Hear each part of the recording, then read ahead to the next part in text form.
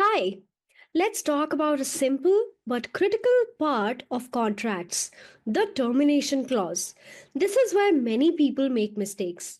Under what circumstances can a party terminate an agreement? There are three main grounds: 1. Expiry, 2. Convenience, 3. Breach. Each requires careful drafting to avoid disputes and ensure clarity. Let's explore how these clauses work. Termination on expiry happens automatically at the end of an agreed term unless the agreement is renewed. Here is how you can draft it for a lease deed. The lease deed shall be effective for a period of 3 years from execution, after which this deed will expire unless renewed as per the provisions of this agreement. This ensures both parties are clear about the duration and what happens after the term ends. Termination for convenience allows a party to end the agreement without needing to provide reasons. However, it usually requires prior notice. Here is an example.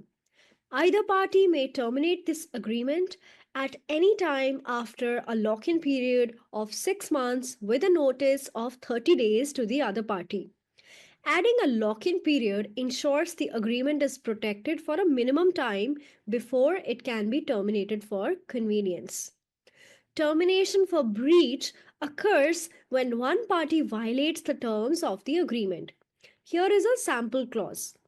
If there is a breach of this agreement, the non defaulting party has the right to terminate the agreement with immediate effect by serving a written notice if, after giving a 7-day prior notice to the defaulting party to rectify the breach, the defaulting party has failed to do so. This provides a fair opportunity to rectify the breach while protecting the non defaulting party's interests.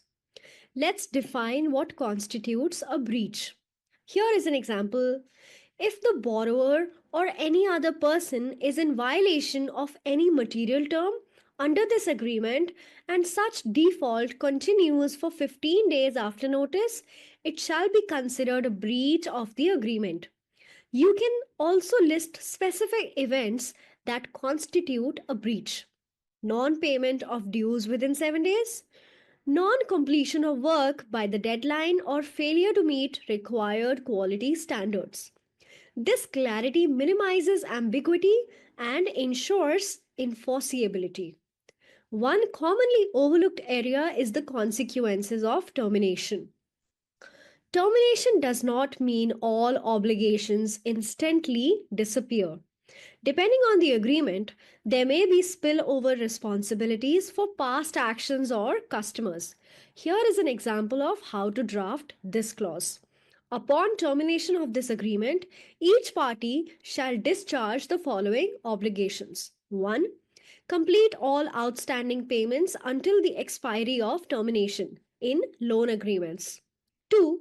Provide outstanding services due until the termination takes effect, employment or consultancy agreements. 3. Complete a full and satisfactory handover of pending work, employment or consultancy agreements. Specifying these ensures a smooth transition and reduces the risk of disputes. Do you want to master the art of drafting termination clauses and other essential parts of contracts? Join our free 3-day bootcamp for in depth, hands on guidance. It's a live, online event spread over 9 hours this weekend. No recordings will be available, so set a reminder to secure your spot. See you at the bootcamp.